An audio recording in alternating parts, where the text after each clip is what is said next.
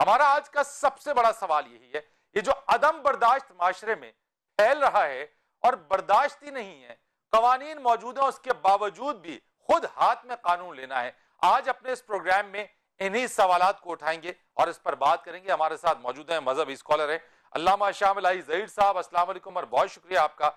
अल्लामा शाम इलाही ज़हीर साहब, मैं आपसे आगाज करता हूं कि जिस तरह से मैंने इब्तिदाइये में फरमाया और जो मैंने बात की कोई खुद से नहीं की बल्कि अल्लाह और उसके रसूल की जो तालीमात है उन्हीं की रोशनी के अंदर जो हमारा ईमान है और जो हमारा मजहब हमें तालीम देता है तहम्मुल का, रवादारी का, लेकिन हम देख रहे हैं कि यह अदम तशद्दुद, अदम बर्दाश्त बढ़ता चला जा रहा है। वजूहात क्या है इसकी?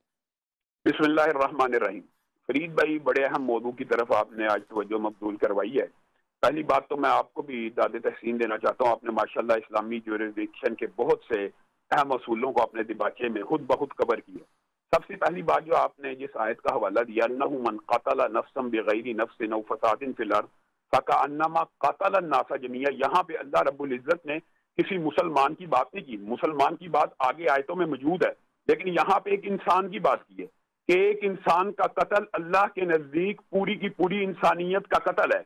और ये हदीस भी सही मौजूद है कि रसूलुल्लाह सल्लल्लाहु अलैहि वसल्लम ने फरमाया, अगर पूरी इंसानियत एक इंसान के कत्ल के अंदर जमा हो तो अल्लाह सबको सजा दे देगा और अल्लाह को कोई परवाह नहीं कि पूरी इंसानियत इसके बदले में खत्म हो रही है। गोया एक इंसान का कत्ल पूरी इंसानियत का कत्ल है। जो दूसरा आपका सवाल है कि ये जो अदम बर्दाश्त का रवैया है, ये भी फरीद भाई, हमें इस बात को अगर हम समझते हैं कि हम हकीकी मसाइल का इदराक करें, उनके हकीकी हल पेश करें, तो हमें ठंडे दिल से इसके ऊपर भी गौर करने की जरूरत है कि ये बहुत सी चीजें आपस में यानी एक दूसरे के साथ नती होती हैं और इंटीग्रेटेड होती हैं। क्या मतलब ये है कि अगर अदम तशद्दुद का रवैया है तो इसके अंदर आप अगर मुआशरे का हकीकी जायजा लें तो किस वजह से है, तो उसका एक फैक्टर आपको यकीनन ये नजर आएगा कि कानून और अदलिया के ऊपर लोगों का एतमाद नहीं है। किसी का रिश्तेदार कत्ल हो गया, उसको पता है इसने अदालत से रिलीफ ले लेना है, वो खुद उठ के कत्ल कर देता है। गोया कानून हाथ में लेना बजाते खुद कानून के ऊपर अदम एतमाद होता है। और इस्लामी असूल तो यही आप ये कह रहे हैं कि कानून यानी अदलिया, जो अदल और इंसाफ के ऊपर जो है वो एतमाद नहीं है। मैं ये कहता हूँ ये उसके बावजूद भी कानून हाथ में लेना दुरुस्त है। कानून हाथ में लेना तो शरीयत का पहला असूल है कि मावराए अदालत कत्ल 100% हराम है। यानी कानून हाथ में लेना, इसकी तो शरीयत में सिरे से कोई इजाजत मौजूद ही नहीं है। अगर हर बंदे ने कानून हाथ में लेना, हर बंदे ने खुद अदालत लगा देनी है, हर बंदे ने खुद अपना इंतकाम लेना है, तो फिर रियासत का क्या किरदार है? फिर मुआशरे में अमन सुकून और रवादारी और मुआशरे की बकाई खत्म हो जाती है। बुनियादी तौर पर यह तो एक असूली इस्लामी मौकफ भी है और रियासतों का पूरी दुनिया के जितने भी मुआशरती इमरानी कवानीन है उनके अंदर भी ये असूल तो अटल है कि कानून हाथ में नहीं लेना।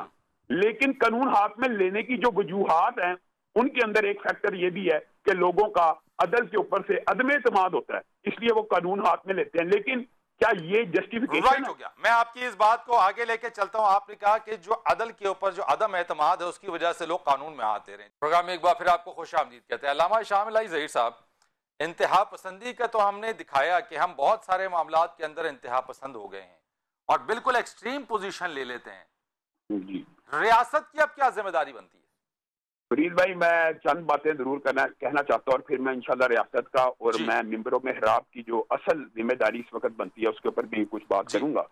ये जो अभी हसन भाई ने बात की है, ये कितनी जेन्युइन बात है कि सियालकोट के इस सानहे से 10 साल कबल भी सियालकोट में 2 वफाद कुरान को इसी तरह मोब वायलेंस के अंदर शहीद किया गया। फिर ये जो यूहन्नाबाद के अंदर वाकया हाफिज नईम का हुआ 2015 के अंदर, तो उनको भी इसी तरह जिंदा जलाया गया। फिर जो उन्होंने मुतअद्दिद वाकयात की निशानदेही की है, सानिया साहिवाल की, इमरान भाई वगैरह ने।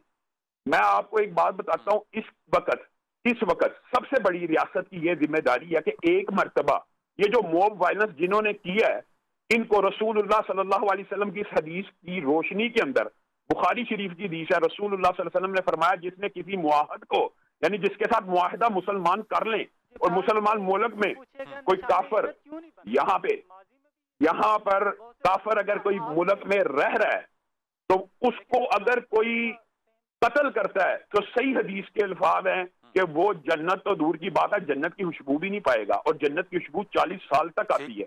इन 110 बंदों को जो इस वायलेंस में शरीक है, अगर रियासत इनको निशाने इबरत बनाएगी तो मैं यकीन से ये बात कहता हूँ, अगली मर्तबा कोई भी कानून हाथ में लेने से पहले सोचेगा। आपने सानिया साहिवाल के ऊपर निशाने इबरत नहीं बनाया कि वो आपके पेटी भाई थे, चलें यहां से इब्तदा कर लें। और मिंबर मेहराब की ये जिम्मेदारी है कि रसूलुल्लाह सल्लल्लाहु अलैहि वसल्लम के फरामीन को और मुआशरे के अंदर सही फिक्र को प्रमोट करते हुए सारे मसालक के उलमा यकजान होके इनकी सजा का मुतालबा करे। मैं आपको एक बात बताता हूँ कि मावराए अदालत कत्ल इस्लामी जुरिस्डिक्शन की सबसे बड़ी तौहीन है। हर बंदा अपनी अदालत लगा ले, हाँ, लेकिन जो बंदा, ये भी कानून का एक पहलू जरूर है, हसन भाई और इमरान भाई इसको सेकंड करेंगे, बिलफर्ज अगर किसी बंदे ने कानून हाथ में ले लिया है तो उसको भी सफाई का मौका मिलेगा कि वो कहेगा कि मेरे घर में डाकू आ गया था, मैंने जवाबी फायरी की, दिफा किया। वो एक कानून के अंदर मुख्तलिफ चीजें मौजूद हैं, दिफा का हक इन मुलजमों को मिलना चाहिए। लेकिन मैं ये कहता हूं कि अगर जो जो इसमें मुलव्वस है, और मैं आपको फरीद भाई एक बात जेन्युइनली ये बताता हूं, अभी एक भाई ने बात की है कि जो तहरीके लबैक की बात कर रहे हैं उन्होंने इसको डिसऑन किया, और मैं आपको ये गारंटी से कहता हूं, आप इनकी शक्लें देख लें, इनमें आपको एक भी दाढ़ी वाला, ये बात मैंने कही है, ये बात मैंने कही है कि आपकी बात मैं कह रहा हूं, आप इस 90% वाकयात के अंदर देखेंगे कि जाती रंजिश का वाकया होता है। अभी भी जो मैं आपसे ये एक बात पूछना चाहता हूं, जन मैं जबरान की तरफ आ जाऊंगा, मुझे ये बता दीजिएगा कि हमारा जो दीन है, अल्लाह के रसूल ने हमें जो पैगाम दिया, जो हमें सबक दिया, जो रास्ता दिखाया, उसमें तो सब्र, बर्दाश्त, तहम्मुल, धीमा मिजाज और उफ़ू दरगुजर है हशाम साहब। लेकिन ये तमाम चीजें हमें वहां क्यों नजर नहीं आती, उस पर हम अमल क्यों नहीं कर पा रहे हैं? फरीद भाई, आपने गौर किया होगा कि बुनियादी तौर पे ये भी दीन से दूरी की बात होती है, और बाद लोग ये समझते हैं कि ये शायद कोई मजहबी या दीनी मामला है। आप 90% केसेस उठा लें, वहां पे जाती दुश्मनी का मामला निकलता है। इस मैनेजर के साथ इन फैक्ट्री वर्कर्स का भी जो रिपोर्ट्स आ रही हैं, कोई जाती तनाजा भी था, जिसको इस तरह आप ये बताएं कि बैंक मैनेजर जो चकवाल का वाकया हुआ था, उसमें मैनेजर और गार्ड की जाती दुश्मनी निकली थी कि नहीं? एक बार फिर खुश आमदीद कहेंगे। अल्लामा शामिल ज़हीर साहब, बात तो हो गई, असान साहब ने भी बता दिया कि एक अलहदा से अदालत हो, हाई लेवल की अदालत लगे, चीज़ें हों, क्योंकि जब तक सजाएं नहीं होंगी उस वक्त तक मामलात भी हल नहीं होंगे। लेकिन मैं आपके एंड से चाहता हूं, जो आपने एक बात की, बड़ी खूबसूरत बात की थी मस्जिद और मेंबर की जिम्मेदारी के हवाले से, अब हमें करना क्या होगा? इस अदम बर्दाश्त को कैसे, क्या चीज़ ऐसी है जो इस चीज़ को जो है वो कम करती चली जाएगी? कोई फार्मूला है हमारे पास ऐसा? फरीद भाई, सबसे पहली बात तो ये है कि आप इस सारी की सारी सिचुएशन को एक इमरजेंसी सिचुएशन के तौर पर डील करें, पहली बात। दूसरी बात ये, हसन भाई ने एक बड़ी जबरदस्त, यानी आप कह रहे हैं कि इमरजेंसी, यानी इमरजेंसी हालात हैं इस वक्त, इमरजेंसी सिचुएशन को तो कम से कम माने ना। दूसरी बात ये, हसन भाई ने एक इस्लामी जुरिस्डिक्शन की बड़ी अहम बात की तरफ इशारा किया है, शायद आपसे महव हो गई है। वो बात ये इन्होंने की है कि तौहीन रिसालत का झूठा इल्जाम लगाने वाला, उसकी सजा क्या है। ये बात आप याद रखें कि इस्लामी फिका के अंदर कोई अगर किसी बंदे के ऊपर झूठी तौहीन रिसालत का इल्जाम लगाता है, वो बजाते खुद तौहीन रिसालत का मुजरम है, क्योंकि वो ऐसे अल्फाज कह रहा है जो किसी ने नहीं कहे, तो गोया उसने तौहीन रिसालत की है। उसको बैन उसी कानून के तहत प्रूव करना चाहिए। और हसन भाई ने एक और बड़ी जबरदस्त बात की है, जो आज हमें लिबरल लोगों को भी समझाने की जरूरत है, और उस तबके को भी समझाने की जरूरत है जो हर वक्त लठ उठा के कानून के पीछे भागना शुरू कर देते हैं, ये कानून खत्म हो। और कानून, मजीद कानून साजी की जरूरत है। कानून बाकायदा एक उम्मीद और दिया होता है, एक उम्मीद की आखिरी किरण होता है मजलूम के लिए। आप उसके अंदर मजीद कानून साजी करें कि जो कोई झूठा तौहीन रिसालत का इल्जाम लगाएगा उसको भी सजाए मौत मिलेगी।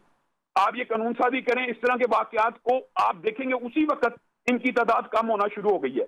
फिर दूसरी बात, ये जो पॉइंट उठाया जाता है कि ये जी तौहीन रिसालत का कानून ही खत्म कर दिया जाए, आप ये आजमा के देख लेना, आपको ही तौहीन रिसालत का ये कानून खत्म कर दें तो आपको ये पूरा मुआशरा जंगल का मुआशरा नजर आना शुरू हो जाएगा। जब लोगों को पता ही नहीं, कि पता होगा कि जो मर्जी तौहीन करे और उसको सजा नहीं मिलनी।